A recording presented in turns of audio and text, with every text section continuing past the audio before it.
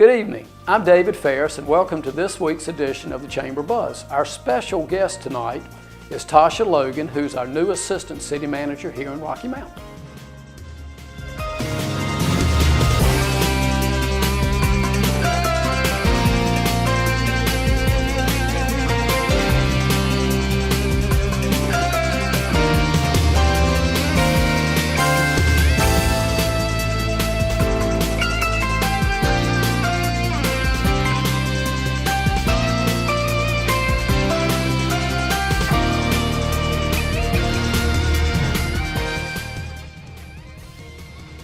Tonight's show is brought to you by Roger G. Taylor and Associates. Let's have a look around our community. Bobby, you're going to have to count it down. Okay. Everybody ready? Yeah. 3, 2, 1, smile. Good morning. I'm David Combs, Mayor of the City of Rocky Mount, and I'm here this morning for a ribbon cutting. It's for a kind of a new business, but not really somebody that's new in his business. I'm here at Trainer Chiropractor here, and I've known Tim for a pretty good while. Unfortunately, I've been a patient of his, or if that's fortunate or not. You know, I always, when you go to a chiropractor, one of the things is when they make that adjustment and they take your head and they start to move it, I always want some kind of disclosure that says, do not try this at home. Because it's an eerie feeling, but it always feels better afterwards. But I've known Tim for a long time. He came to Rocky Mountain, I think, '97. Has been in the chiropractic business for a pretty good long time. Has worked for his own business, worked for other chiropractors, and now decided to open his own business again with his wife Tammy. And he's got a great staff here. He's got a beautiful office. I saw a couple of people here that I'm sure are patients as they were waiting, but Tim does a great job. It's a great opportunity for here in Rocky Mount. I saw Chris Habit back here, who I know at one point in time was going to put his office here, but stayed put, and I think helped Tim on this venture. So we're just glad to have the investment here in Rocky Mount. We're glad that Tim and Tammy decided to do this. Provides jobs, opportunities for other people here in Rocky Mount.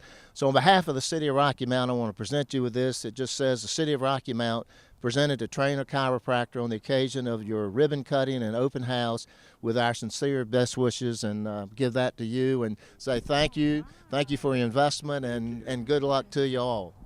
Thank you very much. And I'm going to turn this over to Tim right now, and then we'll go to the chamber. All right. You know, a venture like this would not be possible without an amazing team, and that's what we have here. We have quit hiding, Susan. Come back here. We have an amazing team, and I want to introduce them to you. This is Shamanica. Hello. I bring the harmony to the office. We call her Harmonica, yeah.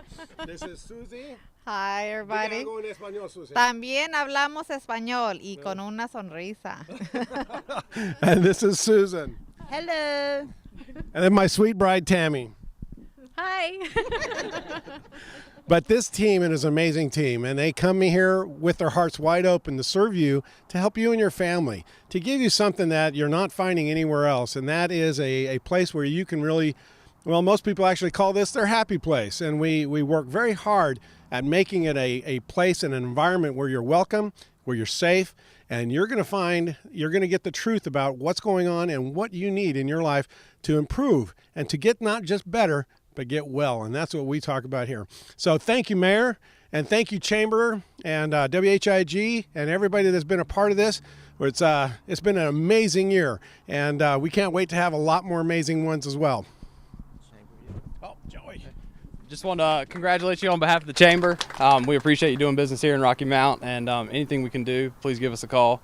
I wanted to take a quick second and thank our ambassadors for coming out today. We know it's a beautiful Friday afternoon, so we appreciate y'all coming out. And like I said, if anything we can do for you at the Chamber, please let us know. Will do, and you guys have been so helpful so far. Thank you. Just want to thank everybody for coming out today. I always want to thank Herb and Sandra and WHIG for covering these events and making it possible, and thank the Chamber for what they do every day to help recruit and help small businesses in our community. So on behalf of everybody here, good luck to you, and if we can help you in any way, let us know. Thank you. Don't be afraid to take one, y'all. Okay. I use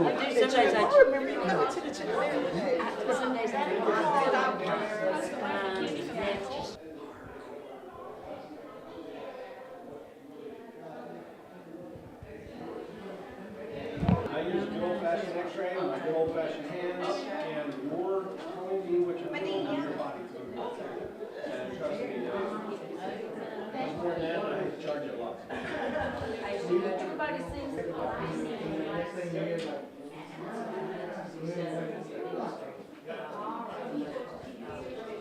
Welcome back. Tasha, it is so good to have you not only here tonight in our studio, but also in Rocky Mount. I'm so excited to be in Rocky Mount. This has been a wonderful move for me. Well, I'm pleased to hear that. Your last stint was in Goldsboro. I was in Goldsboro for 10 years, and I tell you, a lot of people thought it was a strange move for me to make because I had been in Cary, had worked for the town of Cary, and I was in Durham, worked there for the Center for Community Self-Help, which we have a building here in downtown Rocky Mount. But when the opportunity came to go to Goldsboro, I went. It was a little bit smaller community, but I tell you, when I made that move, I've never looked back. It was the opportunity to get back in local government, Good. which is where I had wanted to be, and my family was in the process of moving back there. We all ended up back in Goldsboro within a 2-year period of each other, which that's an interesting story. And now Rocky Mount, so I'm glad. I'm glad to be here. Well, we're glad you're here, and I don't know all the recruiting processes that took place, but I've got a lot of confidence in Charles Penny, and I'm sure his committee that made the selection. Same here. It wasn't an easy process. I'll tell you that. There was a number of folks that you had to get through. The assessment process, in terms of looking at individual skills and how they interact in different scenarios, they do their due diligence. I'll tell you that. I was asked to serve many years ago on the public side of a selection committee, and it was for police officer, police chief about 10 years ago. Okay. And I was really impressed with the different gates that the candidates have to go through. It is not, gee, I think I like that person, and I'm in a position to hire that person, so come on board. Exactly. You have to, before you begin that process, I think there's a fair amount of work that goes into assessing where the community is and where you would like to go moving forward. And it's amazing to me how they take all of those things and build it into the process. Because you need different individuals at different times in a community. So when I was coming to Rocky Mount, I looked at the fact that this was a community that had some challenges, which meant there was an opportunity for you to come here and to have some positive impact and change. But what drew me to Rocky Mount more than anything is the fact that although we had those challenges, you all had a plan in place. You didn't just stop with, okay, this is what we have right now, but there was a concerted effort from members of the community to say, this is where we want to go, and this is where we want to be. So there was that sense that although we are where we are right now, this is not where we're going to stay. And that is really what drove me to come to Rocky Mount and what sparked that interest in me. That's great. I'm glad to hear that. Well, thank you. And before we went on the air, Tasha and I were talking about things to do in Rocky Mount. And you did one of the most favorite activities that I have in Rocky Mount that I so enjoy, and that's doing the Tar River Trail. I'm still feeling it today. It had been a while since I had been on that bike, probably since I had moved here. So I brought it out. It was a perfect weekend. Put some air in the tires and got on the Tar River Trail. And we started at Sunset Park. And I was a little nervous. I got to some of the signs close to the mill, close to the dam, where it tells you a little caution as you're going down the hills. And I tell you, you better be ready to make the turns when you get there. But it was a wonderful ride. It is, and it's so interesting. The terrain varies. You have a lot of steep grades. You do. A lot of curves, beautiful scenery, water, exactly. all that. And for my first time riding that trail, I really liked the maps. It was easy to follow. The color coding that's there. It tells you where you are. At any point, you can see where the signs are. You know which community that you're in. And even if you get off, you just make the circle. You'll loop back around. You don't have to worry about getting lost. That's exactly right. And there were several people out. I saw a people lot of out people walking. Use that trail. walking dogs, taking pictures, you know, strolling with their kids. Just really was an active, dynamic, almost an organic environment to be in this Well, weekend. it really, it's like that a lot, especially when the weather's nice like it is. And I'm so happy that you're getting out and you're discovering Rocky Mount. Oh, you have rather than to. just from behind a desk in the office. Oh no, when you're out in the community and someone's talking to you about their neighborhood, their community, what their concerns are, it helps you relate to that individual if you've been there. I had a phone call from a resident. She lived in West Haven, and she called me, and there were some things that she had read, some things that she had heard. And when we had this conversation, the fact that I knew where the community was, I could tell her which streets were associated with her neighborhood, that really helped us in having that conversation, because it wasn't just someone that was sitting in the office telling her information, but she knew that I had actually walked around some, and haven't been to everyone, but at some point you will. As I'm here longer, I will. Yeah, absolutely. Well, as the assistant city manager, and I know there are different areas of responsibility, what falls on your desk? Well, typically I have our public safety areas, police and fire. I have our downtown development, which was something that's near and dear to my heart. I managed downtown development in Goldsboro, and also seeing that transformation of downtown Durham when I was there working for self-help sparked that interest. I also have our planning department, which includes inspections, so development services. As we're getting new businesses and folks wanting to build in Rocky Mount, they come through our planning and inspections department. And they also have engineering, which includes our transit system. So those 5 are the normal departments that I manage. With Ann's departure, you know, she's taken a new role in Charlotte, so right now we are down 1 person in our office. So I've also added Public Works, which kept our streets cleaned and plowed snow these last couple of weeks with our winter weather. And I also have Human Resources. So those are the 2 additional ones that I've taken on right now. But hopefully that'll be temporary.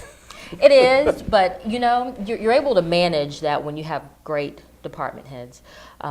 The staff that I work with the City of Rocky Mount, they are committed to those mission and values that are established by council and our citizens. They believe in excellent public service. They believe in trying to do their job the best way, being innovative and being as efficient as possible. And whenever there's a problem, I can count on my directors and department heads to make sure we're heading in the right direction. So we work very well together as a team, and I appreciate that. Great.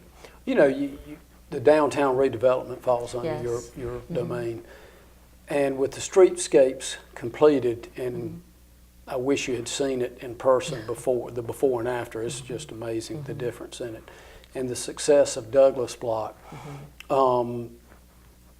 What's new on the horizon? Well, I see the investment that the city has made is kind of laying it's the bones of what needs to be downtown. You know, we've set the stage. We set the stage with streetscape, getting the utilities underground, making sure the infrastructure is in place to support new development. I think with the Douglas Block, what the city did with that investment is it was a demonstration of showing how redevelopment can be done and how it can be successful. There are 2 vacant spaces in the Douglas Block area. The apartments that are there are constantly rented. As a matter of fact, there's typically a wait list of people wanting to get in those apartments. So we've shown that there's a model and there's a market for it. So for me, the next phase is for us to really get out there and find those businesses that are ready to move into those vacant spaces and start the redevelopment process on their own.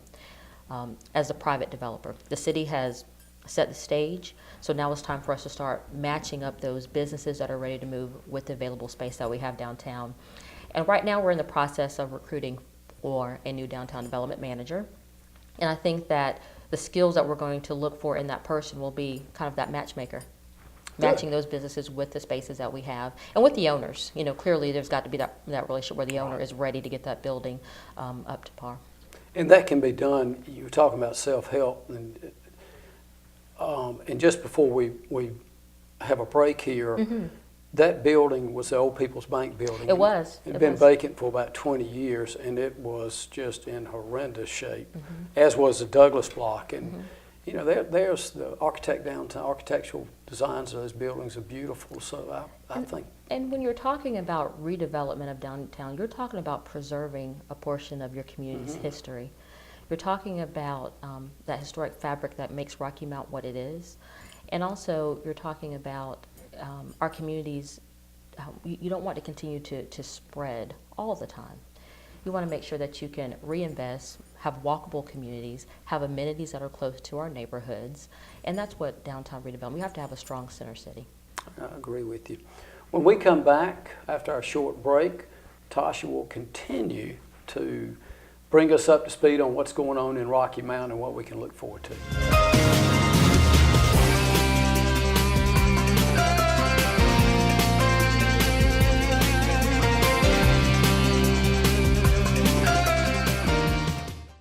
Welcome back.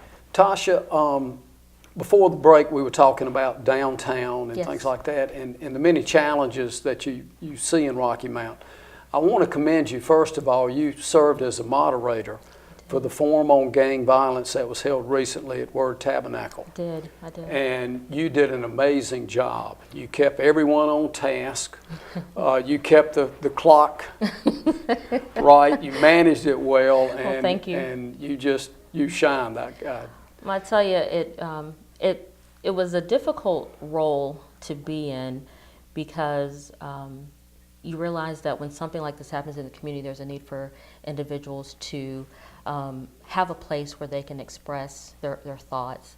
And the focus of that particular forum, and there were several that have taken place, but I know the focus of that one was for us to really start to drill down and focus on solutions. But I think there was still a period of time where people needed to express how they were feeling about things that were going on.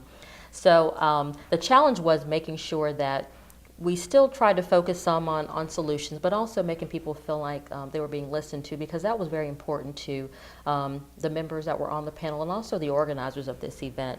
So doing that in a respectful way, realizing that there's a lot of emotion around this issue in our community was what was challenging. But more than anything, I was proud to also be a part of it because our community has really been supportive of change and wanting to see something new happen. And I feel like these are steps in that direction of where we are publicly making it known that we're in this together and we're in it for the long haul to see some positive things happen. Well, I hope as good a job as you did, I hope you never have to do that again. I hope there's not a need for it. I hope that we're moving. But we did. I was so pleased Well, with the response of the turnout and the great. diversity and the turnout within the community. Exactly. And the concern and the compassion. We've got a problem. Our youth is at risk, and it's and I'm so pleased that Rocky Mount is not just walking away and turning a blind side, but we can't afford to lose a taking generation. We can't afford to lose a generation, and as Ms. Doherty put it, these are our kids. They are. They're not your kids and not my kids. They're our ours. kids. They're She ours. framed that real well. Let's talk about something else. We're talking about community. Let's talk about communities in the SC2. I got it right. didn't I? SC2. Okay. It's a lot easier to use the acronym than it is to get that full title out, but the SC2 initiative stands for Strong Cities, Strong Communities. Well, tell us about it. What's your role in? Tell our viewers exactly Sure. what makes it up. It's an initiative that was launched in 2011. It's a presidential initiative, and it focuses on building the capacity in economically distressed areas. The original group of communities that were selected to participate were selected in 2011. There were 7 of them. And the first question I think that people ask is, does this mean we're going to get money? and the short answer to that is not directly. But the SC2 initiative looks at areas that have been hit hard by the recession, and then they focus on building the capacity of those communities. It's about technical assistance. It's about coordinating federal resources. It's about leveraging funds. It's also about providing support to staff members that are in these communities working. And also I can't say enough about the federal government is really looking at barriers communities might face as they're applying to specific programs or as they're trying to coordinate across agencies, and how can they help us work through some of that red tape. How did we get, of course the need is here, that goes without question. Exactly. But when you only had a handful nationally, we've got 50 states, and there's a lot of need. Western part of the country, certainly the southern part, the Gulf area, and North Carolina in particular, eastern part of the state. How were we so fortunate to land this assistance? That's a very good question. And I will say, Rocky Mount received the letter to apply for this program. So it's not something that we could go out and say, we want to do this program. We actually received a letter to apply in May of 2013, but the process started well before May of 2013. The federal government looked at cities across the United States, and this was all 50 states, and they identified cities that, first of all, had been hit hard by the economic condition, the economic recession. And factors that they considered, they looked at employment rates. They looked at educational attainment levels in the community. They looked at neighborhoods in terms of how many individuals are living in blighted or high vacancy rates, houses that are dilapidated. And they also looked at population. Some of the factors were used to determine an overall distress score for your community. And then with that distress score, they looked at population. You had to have a minimum population of 40,000, and you have a maximum population of not more than 1 million. So those were the parameters that you had to fit within. So there were 91 communities that they identified as being distressed that met the population requirements for this program. And out of those 90, they had about 50 that actually applied for the program. One of the things that helped Rocky Mount really be competitive in this process was our Twin County visioning process that was done. Great.